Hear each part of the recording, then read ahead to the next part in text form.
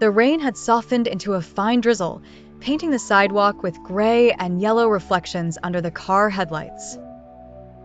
Riley Morgan, a 27-year-old blonde woman, tightened her coat around her frail silhouette. Her damp hair clung to her cheeks, and in one hand, she clutched a crumpled resume, the ink slightly smudged by the rain. This document, though modest, was her treasure, her ticket to another chance. Her stomach growled. She hadn't eaten since the day before. At a pedestrian light, she opened her wallet. $4.16. Just enough to buy a coffee or pay for the bus, but not both. The light turned green, and she moved forward, her boots splashing in a shallow puddle. At the corner of a small restaurant, she spotted a middle-aged man, dressed in a wrinkled shirt and worn jeans, who had just slipped on the wet sidewalk. A paper bag had torn beside him, his sandwich and drink scattered, soaked. He grimaced, holding his side, while passers-by ignored him. Without hesitation, Riley approached and knelt beside him. "Are you okay?" she asked. Surprised, he looked up, the rain darkening his hair. "I think so, just my ego took a hit," he replied with a small, embarrassed laugh. She helped him to his feet, noticing his ruined lunch. Without a word, she entered the restaurant. A few minutes later, she returned with a turkey sandwich and a bottle of water, which she handed to him. He blinked, astonished. "Miss, I can't accept this. You need it more than I do," she replied with a tired but sincere smile. He took the meal, hesitating, then asked, "Why do this for a stranger?" Riley shrugged, her gaze soft. "I've been in your shoes. I know what it feels like." A silence settled, heavy with emotion. He thanked her, moved, and asked her name. "Riley," she replied before walking away into the crowd, not looking back. If she had, she would have seen the man watching her leave, a mix of surprise and regret in his eyes. Riley slowed under an awning, checking her empty wallet. Her stomach growled again, but she straightened up, staring at the imposing building. In the bright lobby of Vale Corp, the marble floors gleamed, and a scent of coffee mixed with lemon floated in the air.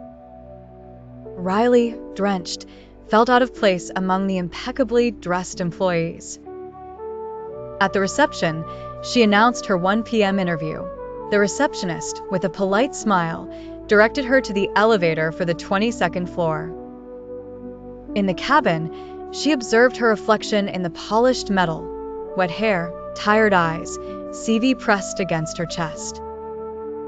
She had neither lunch nor money, but she had her name, and that should be enough. Upon reaching the floor, she discovered a glass-walled waiting room where other candidates, confident and elegant, waited. Riley, in her damp clothes, felt like a stain on a pristine window. She sat down, fiddling with her battered CV, while the others checked their phones or laughed softly. Behind a tinted partition, Ethan Vale, CEO of Vale Corp, watched her. He was no longer the man in the wrinkled shirt from earlier, but his piercing eyes had not changed. He recognized Riley, the woman who had offered him her last sandwich without asking for anything in return. He said nothing, choosing to observe in silence, curious to discover who she really was. When her name was called, Riley followed a woman in a green suit into a meeting room. 3 people awaited her: Monica from HR, Davis from the technical department, and Barrett from the legal service. The first questions focused on her work ethic and coding certifications. Riley answered cautiously, feeling a spark of confidence arise. Then came the dreaded question. Barrett, leaning forward, mentioned her past, a conviction for financial fraud, 2 years in prison. A few days later, Riley returned to a conference room, her demeanor colder than during her first interview. She sat down, her hands resting calmly, though her joints whitened under the pressure. The same interviewers, Monica, Davis, and Barrett, were present, their smiles less warm. They began with her code samples, praising their clear logic, but the tone shifted when Barrett brought up her conviction. Financial fraud, 2 years in prison. Can you tell us more about that? Riley, not shying away, recounted her story with disarming honesty. At 24, she had been betrayed by her boyfriend, who had vanished after using her credentials for fraud. Left with no resources, she had paid for her mistakes. I learned, I taught, I moved on, she said, her voice steady. I don't want to erase my past, but to prove it hasn't broken me. The silence that followed was heavy. Monica seemed touched, Davis uncertain, Barrett skeptical, referencing the company's reputation. Riley replied calmly, "Judge me for what I've built, not for my fall." They thanked her politely, but she sensed their reluctance. As she left the room, she held her head high, despite the weight of their judgment. Outside, the rain had resumed, and she walked on, ignoring her empty stomach. Meanwhile, Ethan, in his office, reviewed her file. He requested a full background check. Court transcripts revealed that her ex-boyfriend, Sean Ramsey, had escaped other charges, while Riley, poorly defended, had borne the blame alone. Ethan closed the file, troubled by the injustice. He called his father, mentioning a woman who had helped him without expecting anything in return. In the conference room, the atmosphere was tense. The candidates' files piled up, but Riley's stood out amidst the murmurs. Barrett snapped his folder shut with a sharp sound. Her skills are solid, but her conviction, we can't ignore public perception. Monica, hesitant, acknowledged his honesty, while Davis highlighted the risk to Vale Corp's reputation. Then, the door opened, and Ethan Vale entered, jacketless, sleeves rolled up, holding a slightly damp empty sandwich box. He placed it on the table, and silence fell. Let me tell you who Riley really is, he began, recounting how, 3 days earlier, she had helped him after his fall, spending her last dollars to buy him a meal without knowing he was the CEO. She said, "I've been down, I know what it's like." She asked for nothing in return. Barrett objected, mentioning the investors, but Ethan cut him off. Perception is something we define. We can be a company that shuns scars or one that values the courage to rise again. He announced the launch of the Second Chance Initiative, a hiring policy to judge people on their resilience, not just their past. Riley starts Monday. Make sure she has an office and a chance. He left the room, leaving behind the sandwich box, but also a moral challenge. The committee, shaken, exchanged glances. Monica murmured, "He's right. She deserves a chance." Davis, less convinced, admitted that her story commanded respect. Barrett, still skeptical, yielded under Ethan's gaze. Meanwhile, Riley, unaware of all this, walked in the rain, wondering if she still had a future. Riley's first day at Vale Corp was a mix of hope and anxiety. In the elevator, her new badge pinned to her jacket, she clutched a blank notebook, her nerves on edge. On the floor, employees stared at her. Some greeted her, while others whispered. She was the new recruit with a heavy past. At lunch, the murmurs intensified, and a subtle distance settled within the team. Riley kept her head down, worked hard, thanked more than necessary, and laughed cautiously. A package arrived at her desk, a leather notebook, engraved with the words "From Fall to Flight." Inside, a note read, "Every comeback starts with someone who keeps moving forward. Welcome to your takeoff." No signature, but she guessed it was from Ethan. Touched, she opened the first page, blank, like an invitation to start anew. A few days later, she was invited to a mentoring session. Hesitant, she attended. The room was bright, the atmosphere relaxed. She was offered a sandwich and a chair. At the end, 3 colleagues offered to help her, another one a coffee, and a note said, "Glad you're here."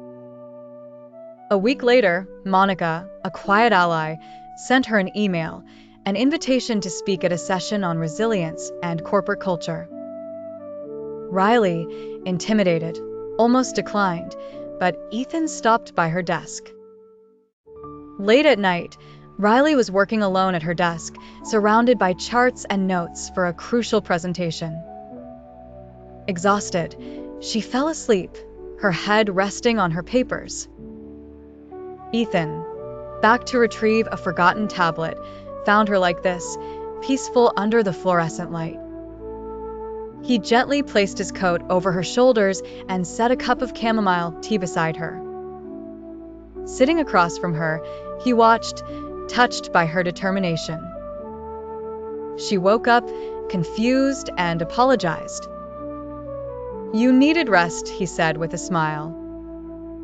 He offered to drive her home. In the car, soft jazz filled the air, and a scent of cedar lingered. Riley fell asleep again, her head against the seat. Under the streetlight, a strand of hair fell across her cheek. Ethan instinctively reached out to tuck it behind her ear, but she opened her eyes. They froze, embarrassed. "Sorry, your hair," he murmured. She blushed and looked away. The silence vibrated with a new tension. A year later, Vale Corp had changed. The walls felt warmer, the voices more sincere, thanks to Ethan's Second Chance initiative and Riley's influence. At a national conference on cultural transformation, Riley was in the spotlight. Articles dubbed her the symbol of second chances, but for her, it was about being seen. Backstage, her heart raced. When her name was announced, she stepped onto the stage to thunderous applause. Without a script, she spoke simply. "I thought redemption required perfection, but I was wrong. It just takes someone to believe in your best parts." She recounted how a man in a wrinkled shirt, holding an empty sandwich box, had believed in her. The audience chuckled softly, some cried. It wasn't a perfect resume, but a heart that wanted to try again. "And a sandwich," she added with a smile, triggering warm laughter. After her speech, employees shared their stories, moved.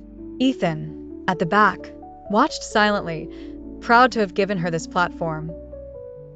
Outside, under an orange sky, he waited for her by a tree. "You were amazing," he said. She shrugged. "I told the truth." He handed her the note from his notebook. "Every comeback starts with someone who keeps moving forward." Touched, he added, "You've changed lives, mine included. I was ready to quit this job, but you restored my faith in people." Riley, tears in her eyes, whispered, "I had nothing that day, just a sandwich." They laughed, conspirators under the fading light. Under the pastel sky, Ethan and Riley stood face to face, the wind caressing their faces. He broke the silence. "I've waited a long time to say this, Riley. I love you." She held her breath, memories of prison and rejection fading away. "Me too," she whispered. They walked away hand in hand, without cameras or crowds, just two aligned souls. The sun's rays danced in Riley's blonde hair, and Ethan smiled, not because of the light, but because she had given him a reason to believe again. This moment marked a turning point, not only for them, but for Vale Corporation. The Second Chance initiative gained popularity, attracting talents rejected elsewhere. Riley became a key figure, forming teams, inspiring inclusive policies. Yet, she remained humble, visiting schools and community centers, proving she was more than an icon. Ethan, for his part, evolved into a more humane leader, guided by the compassion she had taught him. Their relationship, discreet yet profound, grew in the shadows of the spotlight. They shared simple dinners, night walks, and knowing silences. One night, while gazing at the stars, Riley confided, "I was afraid I would never be enough." Ethan squeezed her hand. "You are more than that. You are everything." This bond, born from a sandwich, became a solid foundation, proving that small gestures can change destinies. Riley's story spread beyond Vale Corp, inspiring companies to adopt second chance policies. During a television interview, she shared her journey with disarming sincerity, not seeking glory. "I stumbled, but I got back up. Everyone deserves that chance," she said. Social media erupted, sharing clips of her speech. Ethan, always in the background, felt proud of her impact. He launched training programs for ex-offenders, with Riley as an advisor. Their collaboration strengthened their bond, blending professional respect with personal affection. One evening, in a cafe, Ethan gifted her a small notebook, a nod to the first one. "For your next victories," he said. She smiled, touched. Their love, discreet, was rooted in mutual trust. Riley continued to speak at conferences, sharing her story to inspire, while Ethan supported her initiatives, convinced that true leadership values humanity. An employee, once skeptical, confided in Riley, "You changed my mind about people." Riley replied, "That's all I wanted." That night, in their apartment, Ethan and Riley watched an old movie, laughing like children. Their journey, marked by challenges, proved that kindness and resilience can transform the world. The story of Riley and Ethan became a modern fable about redemption and compassion. At a gala, Riley received an award for her social impact. In her speech, she declared, "A sandwich saved me because someone saw beyond my mistakes, be that someone for someone else." The room erupted in applause.